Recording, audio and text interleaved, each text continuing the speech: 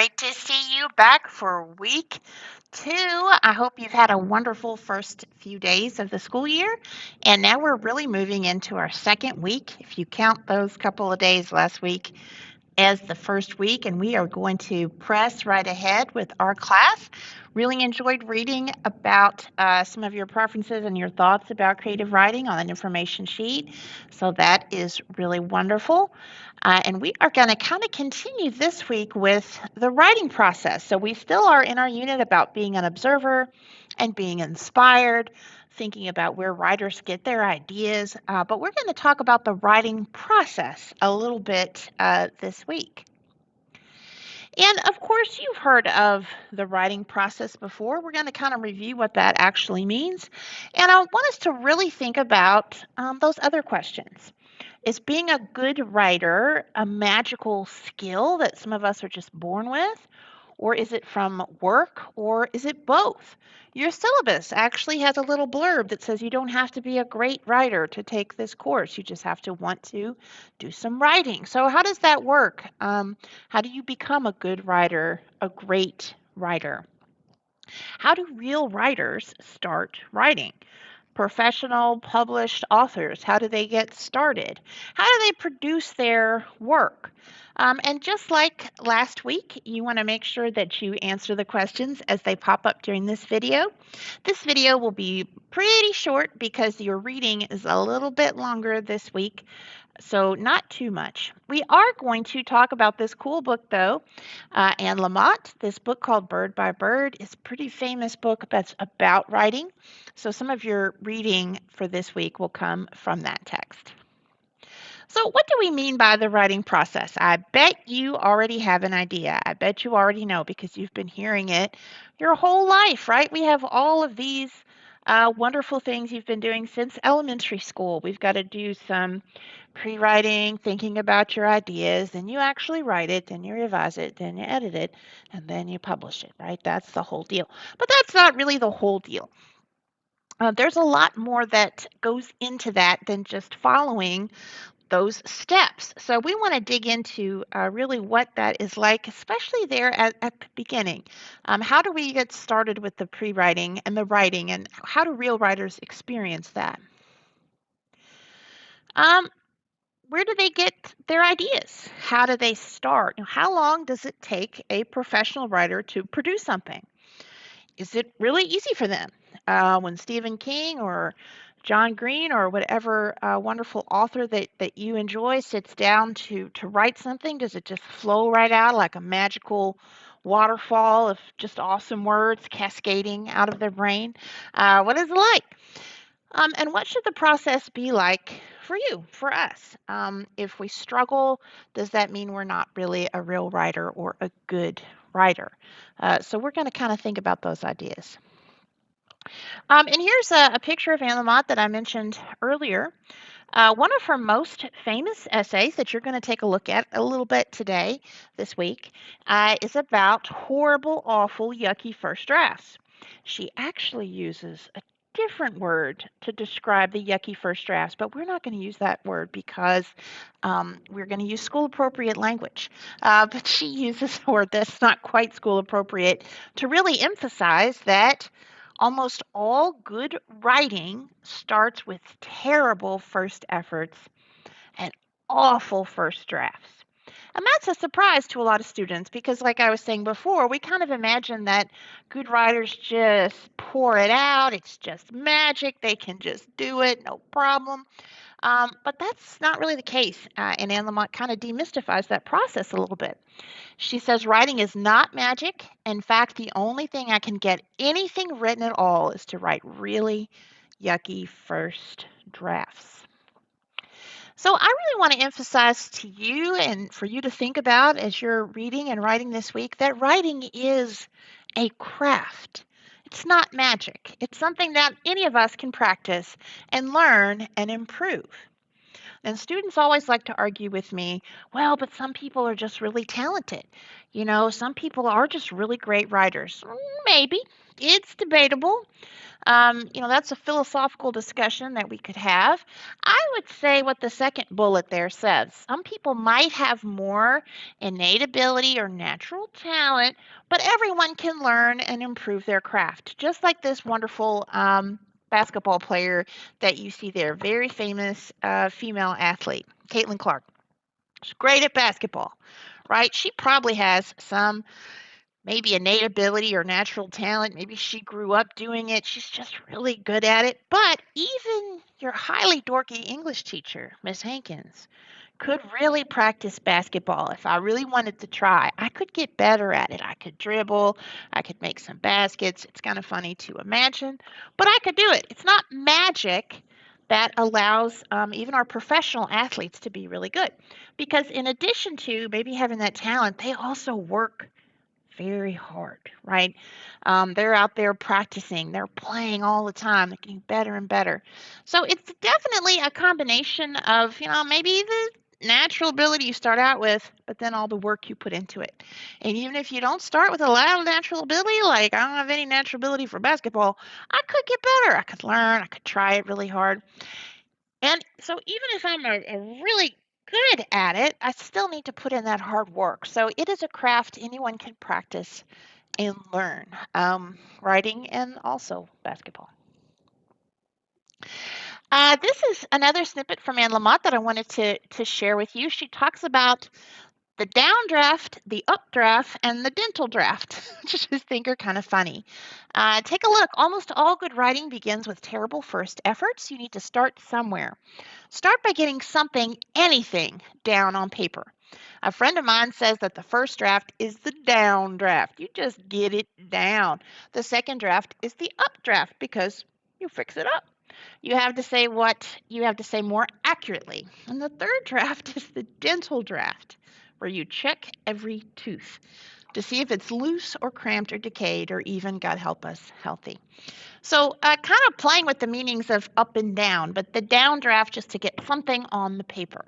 And that's where a lot of students hesitate. Well, I don't want to be wrong. I don't want to.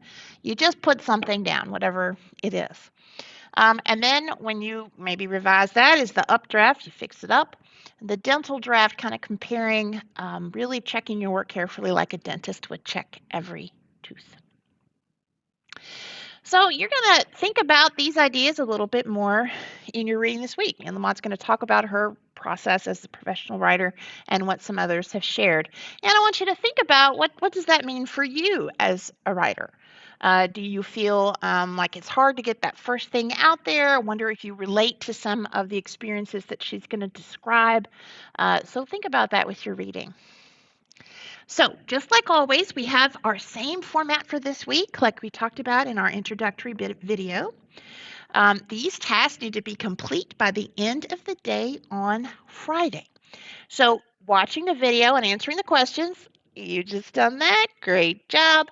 Then you've got your text, yucky first drafts to read, and you're going to respond on the Padlet. The text you're going to read, your assignment, is all in a Google Doc, and there are directions on it. If you scroll all the way to the end of the Google Doc, there are a few questions. You're going to choose just one question, and instead of typing your answer on there, you're going to post your answer on a Padlet. I'm going to show you how to do that in just a sec if you need a refresher on that.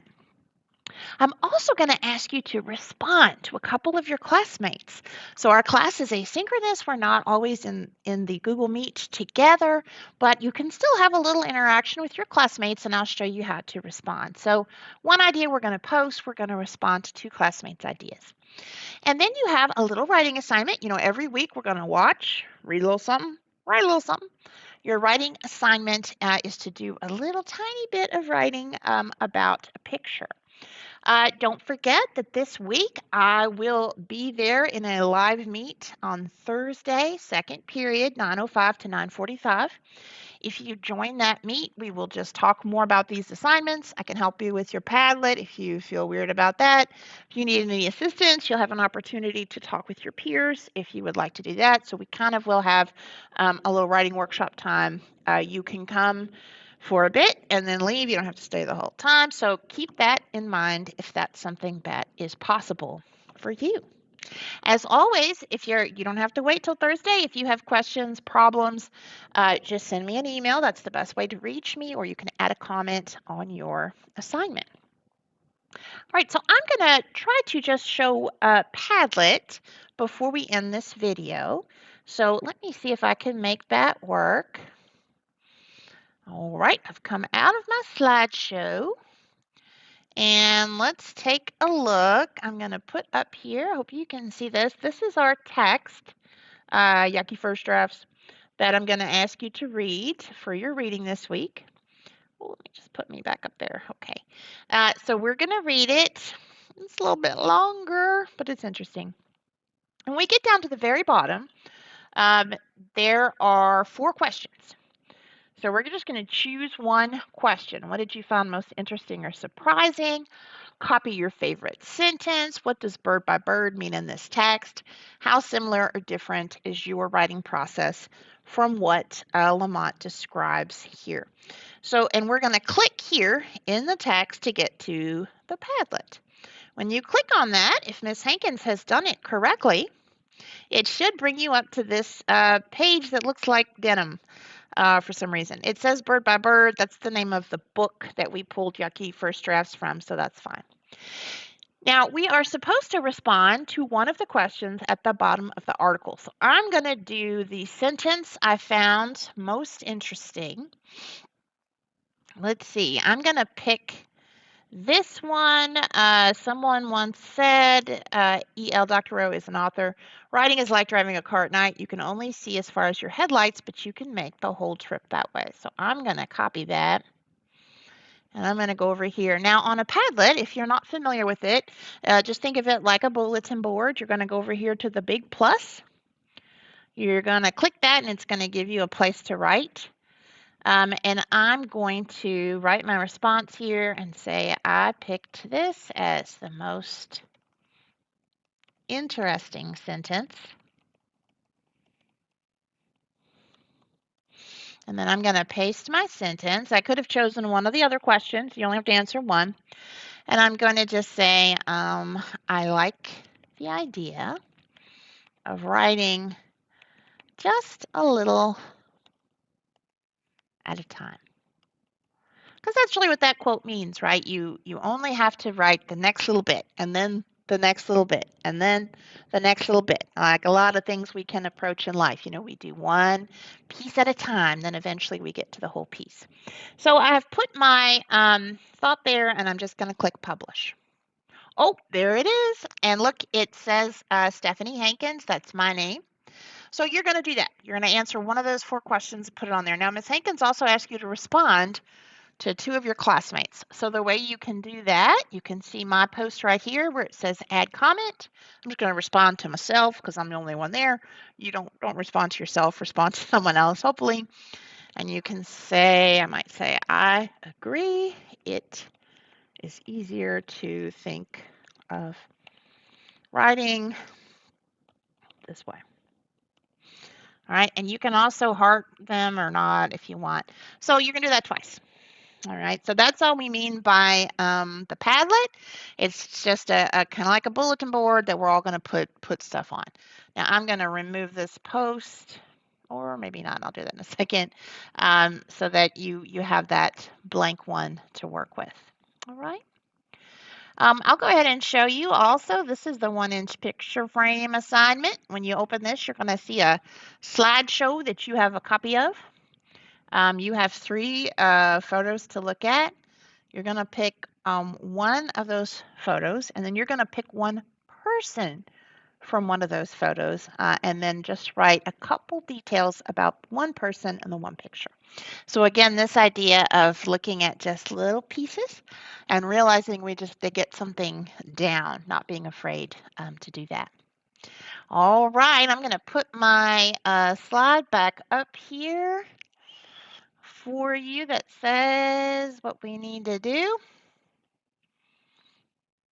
There it is. So these 3 tasks should be complete.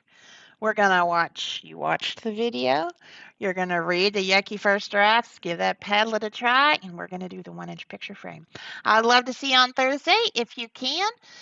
If you need anything else, please email me and let me know how I can help you. Thanks, everybody. See you next time.